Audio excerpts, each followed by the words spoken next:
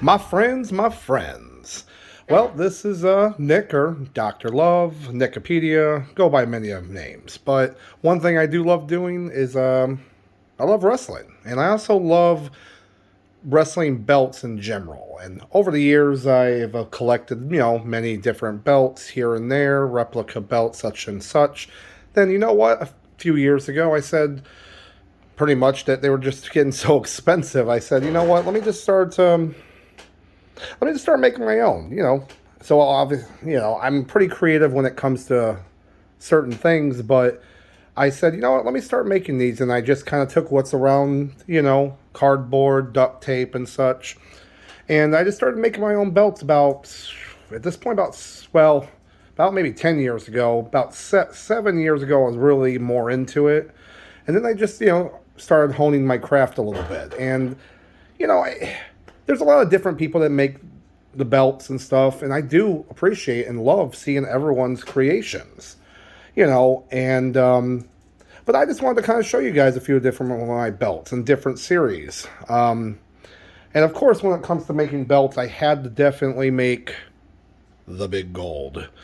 I mean, it's an iconic belt, of course. I mean, when you see that, you instantly know, Ric Flair, championship, had or many other connotations, but honestly, love this guy. And I'll tell you, this was actually this was actually a fun project to work on, but yeah, I'm just going to go over just a few little details here. Now, again, with all my belts, it's all cardboard, in duct tape, and then other materials or however, depending on the belt, of course. But kind of going in on this right here is, so, and when it goes to the plates themselves, again, just drawing out the design. I don't like, I kind of do it by freehand when it comes to like the plate designs or whatnot. I don't usually like use a template, like print it out. I just kind of draw it out and kind of go from there. Usually, I kind of like to get to the same thickness of the belt, right? So if you kind of see what we're working with here, then I usually duct tape or I'll usually glue down them together and get nice solid plates, quote unquote, and then kind of go from there.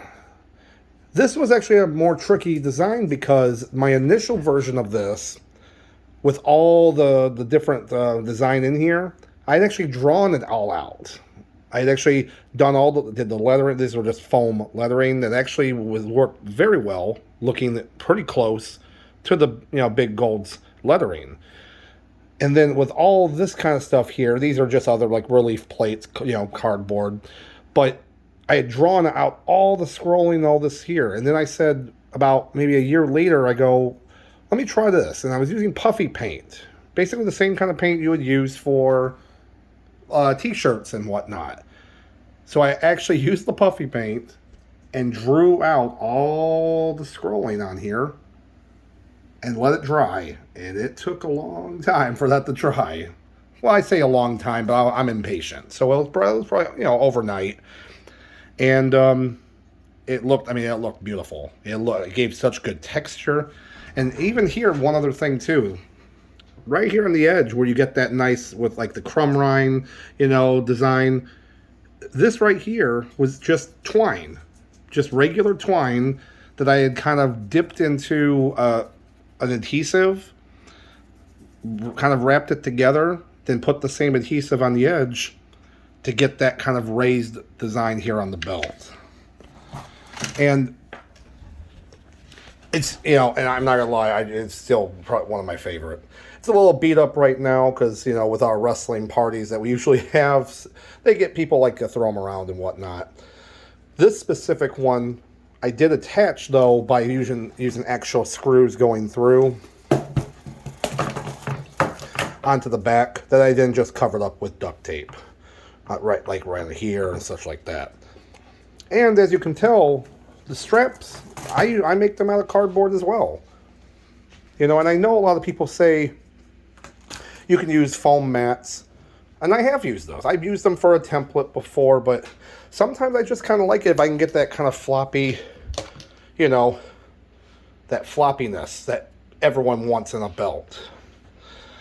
And then, of course, I get the nice snaps here, which I actually do have to get some more and got to get the setters because for some reason I have lost my old one I used. So, other than that, though, this belt, again, you can't go wrong with the beautiful big gold.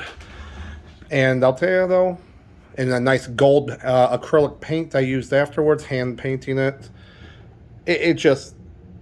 you can't beat it. It's beautiful.